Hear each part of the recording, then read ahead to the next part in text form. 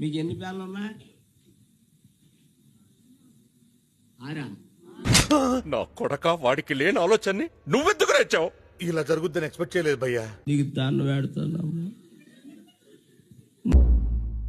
చూసారా sir double action. ప్రార్థన ప్రారంభించాం, పాట పాడుతున్నాను. ఆరాధన ఆరాధన. అసలు ఈ ప్లానెట్ రా? తెలీదు, గుర్తులేదు, మర్చిపోయా.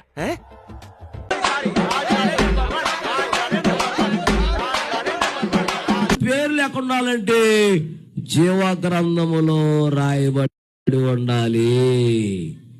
స్తోత్రం చెప్పండి.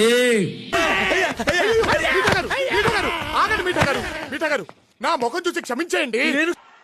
Thank you.